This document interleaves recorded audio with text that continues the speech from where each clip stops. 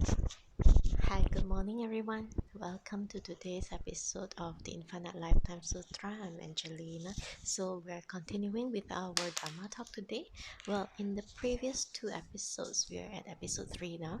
So, in the previous two episodes, we are still talking about the title of the sutra, okay, Infinite Lifetime Sutra. This is it, right? 佛说大乘无量寿，庄严清净平等觉净。So in the first episode, we talk about the first word for, which is Buddha. And then last week, we were talking about 大乘. 大乘 is Mahayana Buddhism, the larger wheel, the one that we in Buddhism we have two, which is the smaller wheel and the larger wheel, Theravada Buddhism and Mahayana Buddhism. So in Theravada Buddhism, we save ourselves. In Mahayana Buddhism, we not only save ourselves, but also we try to help others to save themselves as well. So in this third part, 无量寿, okay, infinite lifespan. When we're talking about lifespan, a lot of us are talking about the um, age. Okay, like for example, in our lifespan currently, there may be people who, due to what you attribute as better um, medical uh, advances, better research, better food, better nutrients, right? Better environment, safer jobs, right? And a lot of other practices like advanced surgery or whatever, right? You attribute the longevity of now the lifespan is at an average of maybe about 80 years old. And then sometimes you see people celebrating those who have advanced beyond 80 years old, maybe like 90 over years old, even 100 years old, right? So a lot of us, we are only understand um, lifespan as in this lifespan, okay, this lifetime itself. So we thought that we it's hard for us to actually go and think beyond this lifetime, right? Especially when we are totally engrossed in our daily work, we have to continue with so many things, right? There's so many things for us to do. It gets so busy, and then every time we are being, especially when we're at work, we're being set things like a deadline. It's always about you have to reach by this date, this time you have to submit, right? All these kind of things that are so seems like we're always running out of time. But in actuality, time and space itself are also concepts. Okay, they are unreal. If you were to look at some of the discoveries, as in um, famous scientists, okay, I won't want to name them so much because there are studies about this, where time is just something which we say that is a relative concept, and then there's also, if it is a relative concept, if one does not exist, then the other does not exist as well. And what if I tell you that actually none of them existed? So time is actually non-existent. Okay, if you were to look at all the sutras, okay, every time when you look at a Buddhist sutra, the opening line is like at one time, thus have I heard, at one time the Buddha was at this place. Okay, thus, when you say the word thus, okay, I'm referring to a literal translation. Like in Chinese, it will say 如是我闻一时佛在 what place. Okay, so 如是 is thus. So what is thus? Thus is as is, no addition and no subtract, no personal opinions, nothing. Okay, it is just as is. It is like after you watch a movie, okay, somebody say retell the story, and then when you are to retell the story, you don't add in your own perception to it. You just say that, oh, this one came, and then after that this one did this to this one did this to this, and then this one was saying this to this, and things like that. Okay, you just retell, you give a recount. So it is a thus, as how it is, as what you see, as what you heard. Okay, so what was seen and what was heard was recounted by Venerable Ananda, who was the our Lord Gautama Buddha's cousin, the youngest cousin, who followed him everywhere he goes, who listened to all his Buddhist sermons, all the Dharma talks that he has given. Okay, so thus he have heard, thus he tells it to us. Okay, 如是我闻, it should. So there was thus have heard. So the I there represents Venerable Ananda, and then have I heard. Okay, this is how I hear it from the Buddha. Okay, and then ye should, that ye should at one time. Okay, the recollection, okay, when Venerable Ananda and the congregation of the Sanghas, when they come together to do the compilation of the Buddha's teachings, they didn't say that in year XXX, okay, they didn't tell the exact date, the exact time, like what date is, based on which calendar, so they don't say that. Okay, even if they could have, because Venerable Ananda and the congregations of the 500 arahants are exceptional. Okay, they will remember, but they say at one time. So why is it that they say at one time? Because that at one time was actually just that. Okay, it's a concept. Time as we know of today, with the date, the month, and the year, and the minutes and the seconds, it is a concept. Okay, something which we humans have created to measure, when actually it does not exist. Okay, why is it that it does not exist? If you are a meditator, you may I'll say that if you have advanced in your meditation, you might have a realization. Okay, but if you don't, you may actually realize that every single, let's say we take one meditation as an example, breathing meditation. Okay, so when you are in a breathing meditation, if you're following the sect of the Mahasi Sayadaw Vipassana meditation, for example, when you inhale, you observe your inhale. When you exhale, you observe your exhale. And then there was also this labeling. Okay, when you label, when you inhale, you label inhale. When you exhale, you label exhale.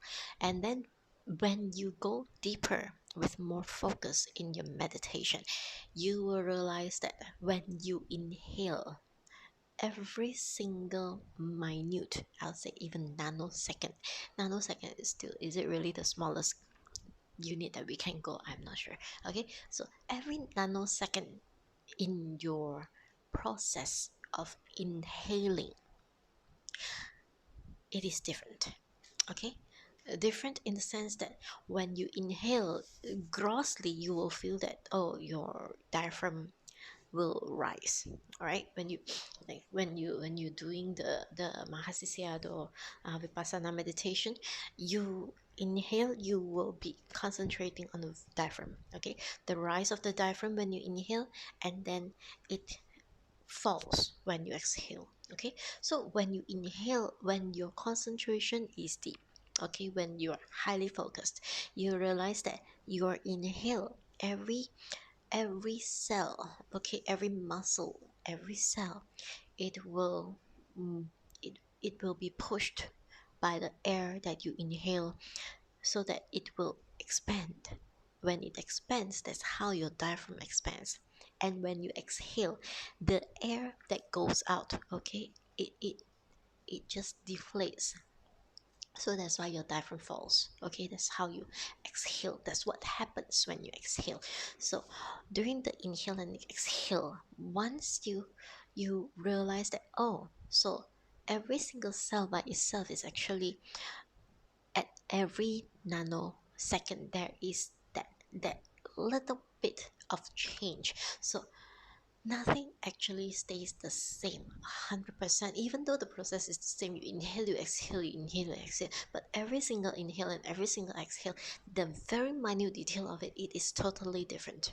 Okay, different in the sense that you'll be thinking, no, when you inhale, that cell will just expand. Okay, it will continue to expand. Yes, the process is expand, but the extent of the expansion, okay, even though you feel that every inhale, every gulp of air that you take in may seem the same to you because it's air, okay, but when you look at it really, really minutely, okay, to to that extent of concentration, that inhale itself, it will the volume of air will be different.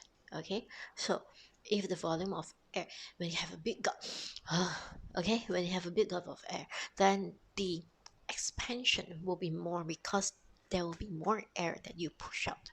And then if you exhale, all right, then it will just come back down. It deflates, your diaphragm deflates. So you don't have the exact amount of air, even though now we measure like what's the level of the oxygen is like 98%, 96%, blah blah blah. Okay, but it is not going to be, every single breath that you take is not going to be exactly the same. So at the same time as well, okay, since this is happening, and every single thing, if you remember the fundamentals that I have shared in my previous Dharma talks, the fundamental is that there is, when there is an arising, there will be an ending. Okay, so every beginning has an end. It is a process, right? So every beginning has an end applies to every single cell in your body, of what you call as your body right now. Even this one, I will say that this is just a collection of matters, okay, that we identify as cells. And the cells can be blood cell, can be your skin cells, can be your muscle cells, can be your hair cells. Okay, so but you get the idea. Okay, so it is just a collection, a mass of matter that forms together for you to then identify. When you look at me, then you will say, oh, this is Angelina. Okay, it forms a collection of a shape that you identify as Angelina. Okay, but if there is a rising, there will be a falling. If there is a beginning, there is going to be an ending. So what is the beginning that's happening, and what's the ending that is also simultaneously happening right now to my skin, okay, to my body? Okay, skin, easily to be explained over here. Okay, the skin itself, every single moment that I'm talking to you right now, one of my cells are dying, and at the same time some new cells are growing.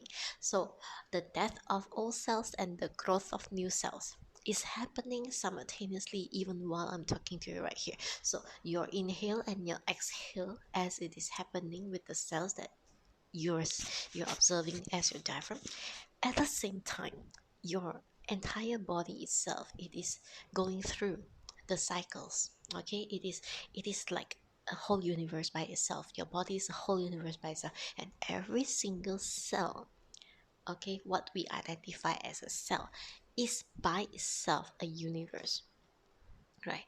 So there's a beginning, there's an ending, there's a beginning and there's an ending. So they have their own cycles, every single cell right now that's happening in what you identify as Angelina.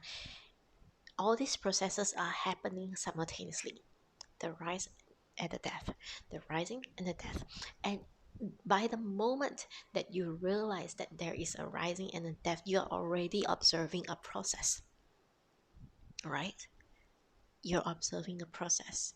So if your focus is intense, it goes into the nanoseconds, and every single nanosecond by itself will become like a captured photo, a single frame of a film, a movie film. Okay, if you um whatever generation that you are from listening to this right now, right, before digital cameras were invented, there was the film camera.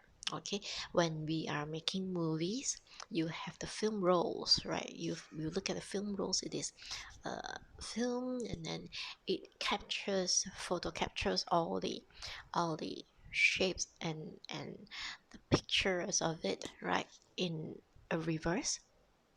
And then from this one, then when the film starts to roll, okay, 1 second at that time was like 24 frames. Okay, so within 1 second, 24 frames. Okay, each single thing is called a frame. So if you were to capture me right now, like that, okay, I would have, let's say, 1 frame. Okay, and right now, like this video, if I were to be capturing it on movie, it will show a continuous sequence.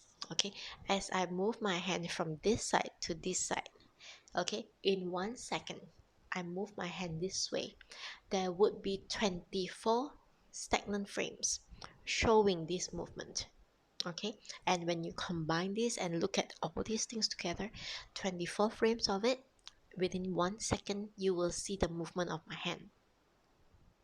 Okay, so it is how it is happening with us even right now as I'm speaking.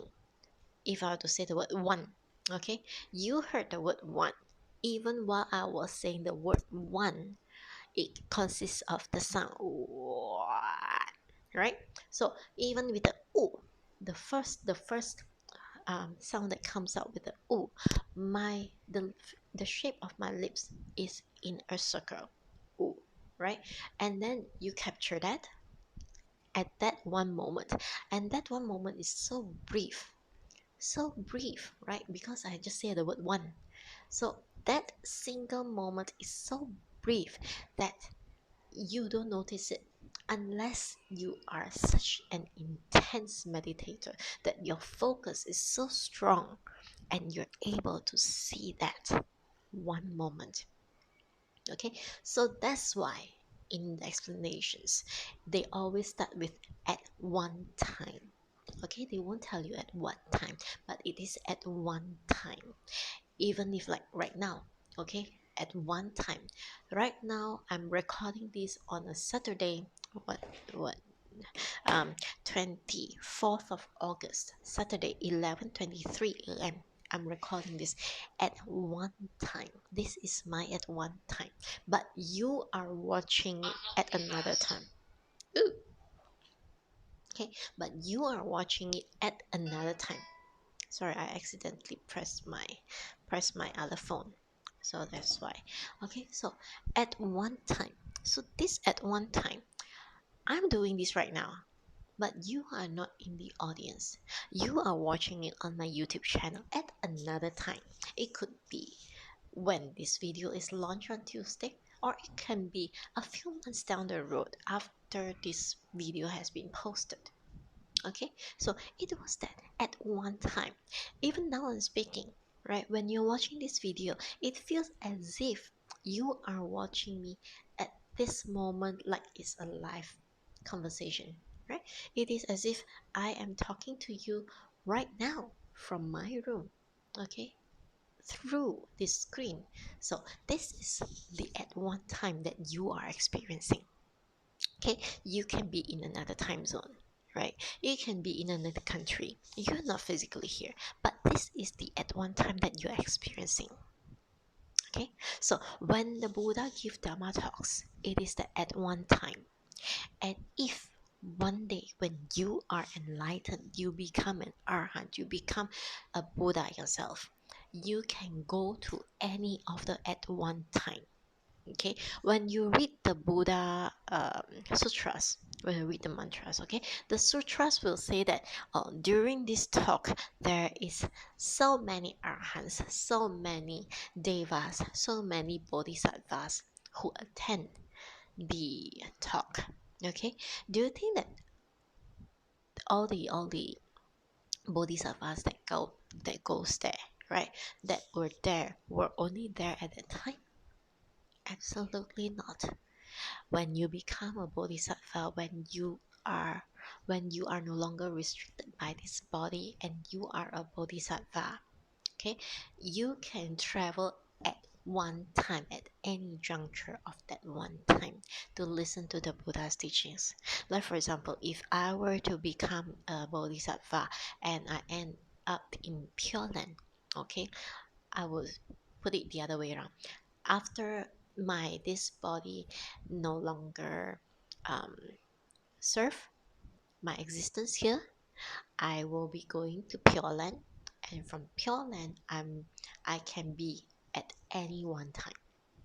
So I can go back to that one time that the Lord Gautama Buddha was preaching this infinite lifetime sutra, and I will become among those of the bodhisattvas that's mentioned in the sutra itself, right? Because time is a concept, all right?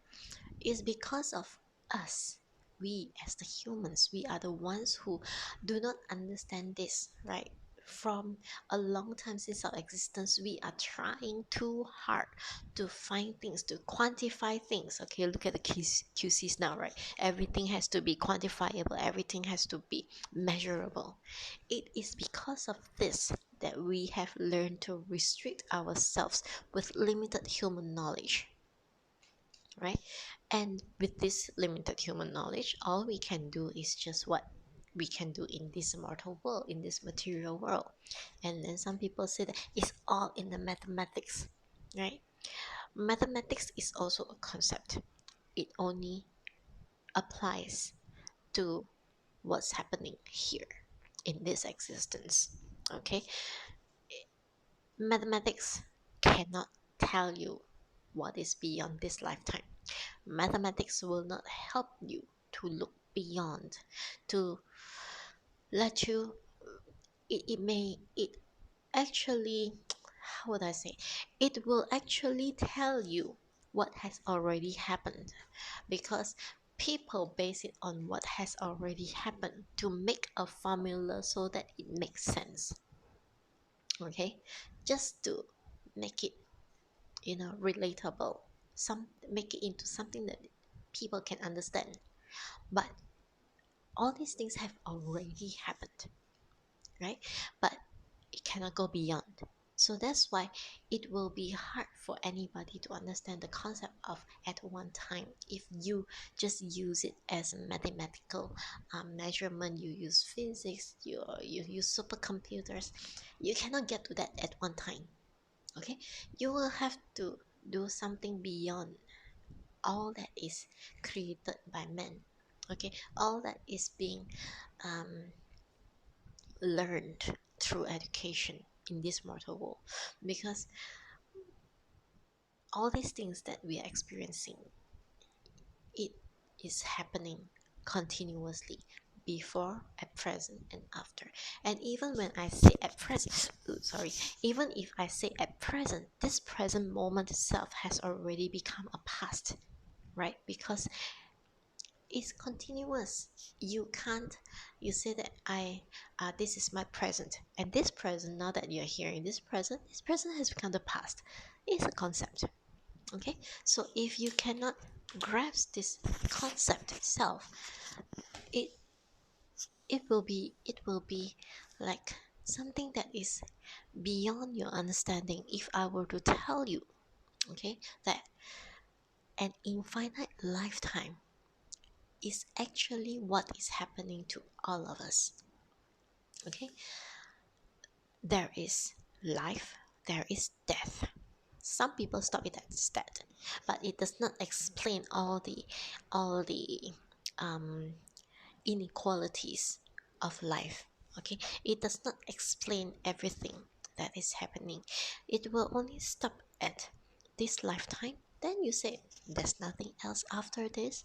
Then why do you bother to do so many things? Okay, some people will say that, oh, there is nothing else beyond this, so we must have fun, we must earn all the money in the world, blah blah blah blah blah.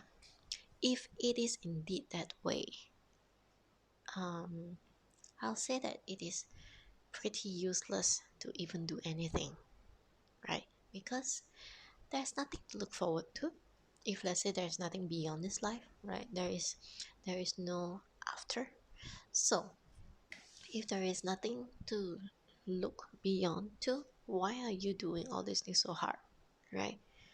If there is nothing else after this, that means there is also no particular truth that you need to be seeking for, right? It also does not explain so many things that has happened in the past, the present, and the future. Why is it that in the past people have war and peace, and then war again, and then peace again, right? You don't understand, okay, all the cycles that are happening.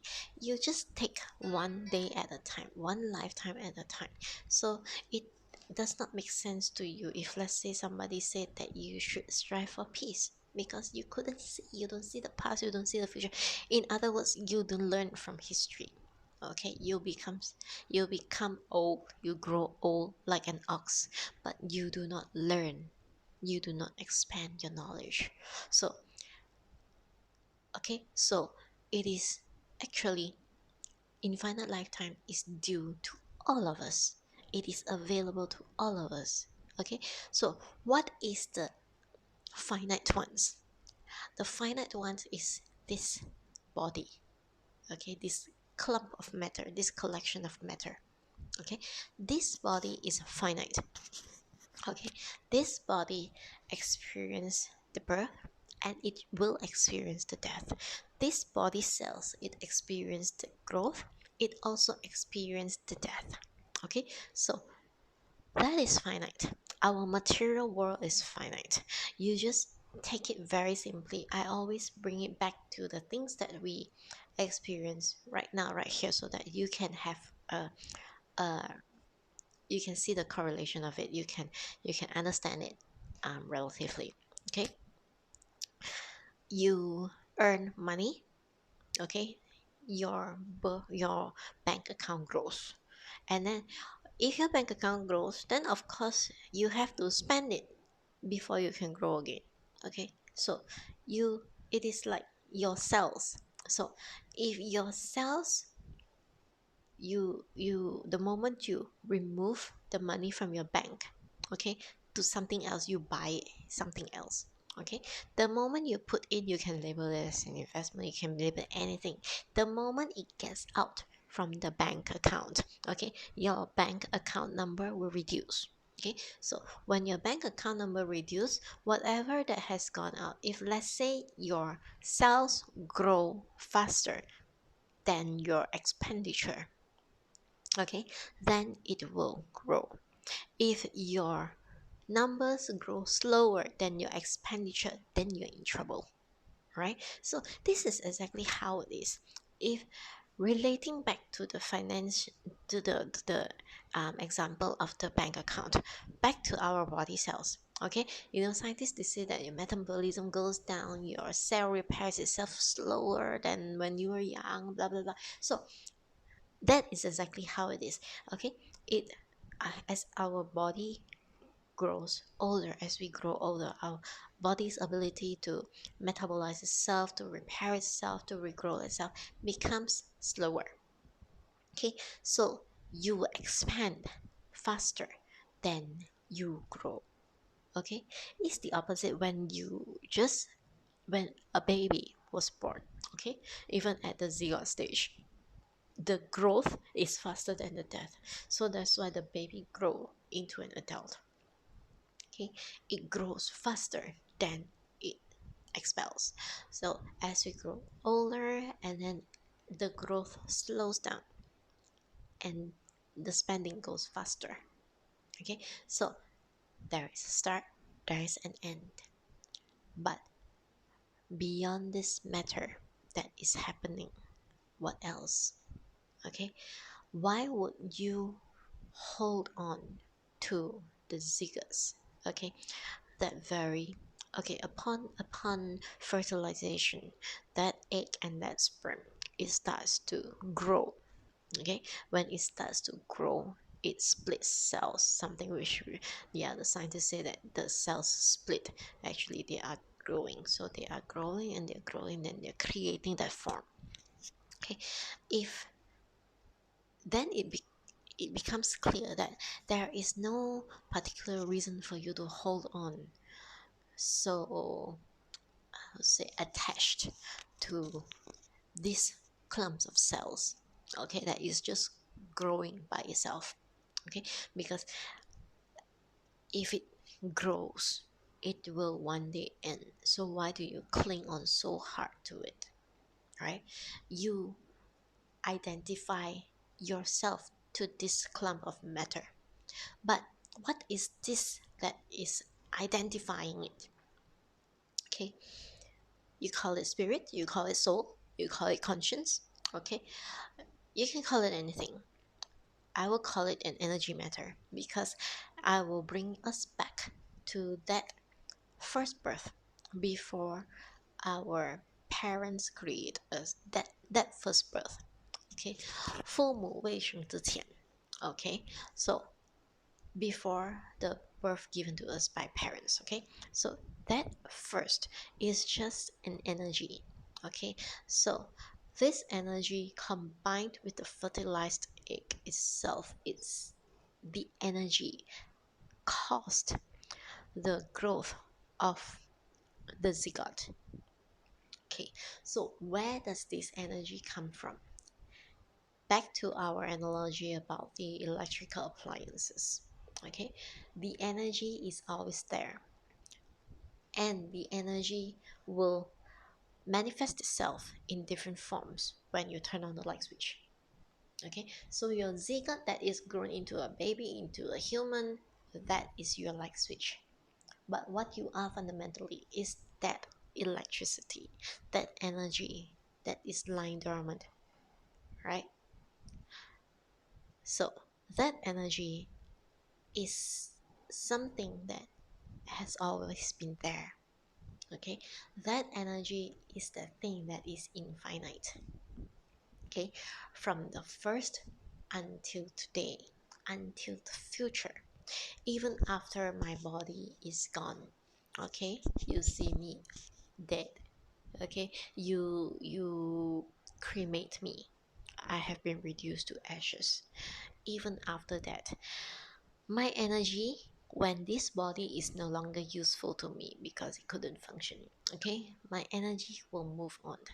And for me, of course, my wish to is to be in Pure Land, in Amitabha Buddha's Pure Land. So my energy will be transformed to Amitabha's Pure Land, and I will manifest in a different form. Okay, I will look exactly like Amitabha Buddha because that was his will in his Buddha land. Okay, I'll look exactly like him. He will be teaching, and then um, I can, upon request, okay, by anyone who has a karmic relations with me, okay, I can manifest into a different um, physical manifestation again. Okay, based on this request of this karmic request. Okay, the person probably did not request, the person probably did not know, but it was the karmic request, the karmic situation that brings us together. Okay, where this person will benefit when I go there.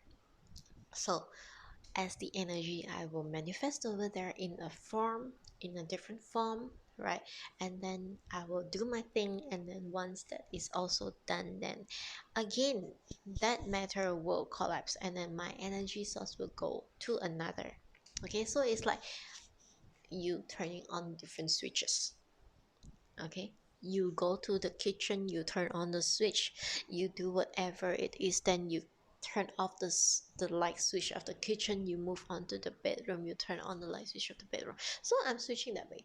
Okay, your demand is to move from the kitchen to the bedroom. Okay, so you are switching me. Okay, so this is about the infinite lifespan. Okay, it goes on and on and on and on, right? So when I become a Buddha next time, then I will continue. It's not like I go there and I do nothing. That will be so boring. Okay, all the Buddhas, okay, Amitabha Buddha, even our Lord Gautama Buddha, who is no longer with us physically. He is in other lands promoting the teachings. He is in other lands preaching the teachings just as he preached us, but based on the karmic exhaustion, the ability of the different beings in those different realms. What are they more inclined to? Are they more inclined to learning about item A? You know, it's like mm, the different religions that we have today. If you are more inclined to this religion, then you are taught that religion based on your karmic needs. Okay, if you are more inclined to that religion, then you are being taught that religion. Okay, so if you look at the fundamental process or the principles of all religions, they are all the same. Okay, technically they are all the same, right? So it is based on the different temperamentals of the karmic situation, the karmic conditioning, that it manifests into different ways, into different forms, so that this person can accept the teachings. Okay, the truth is everywhere. The truth is just right there, right? For those who are truth seekers, okay, seeking for the meaning of life, seeking for all kinds of things, it is there, right? It's just that we humans have become so engrossed with ourselves, taught by education to be this and this and this, to go through processes of this and this as this, learning things, and then applying what humans learn through through whatever historical discoveries. But it is a bit silly, I will say, because how old are humans, right? How young is our scientific discovery of things? How young is our knowledge about this world, about our existence? And yet we so stubbornly hold on to this young knowledge, and we preach it to all the children, right, in school. So I'm not against education system, because you need it in a world that is formed by the principles of the limited humans conditioning, right? But we are only humans, okay? So science, technology, everything are created by humans, and humans are not perfect. If we are perfect, we would have already known how to stay young forever.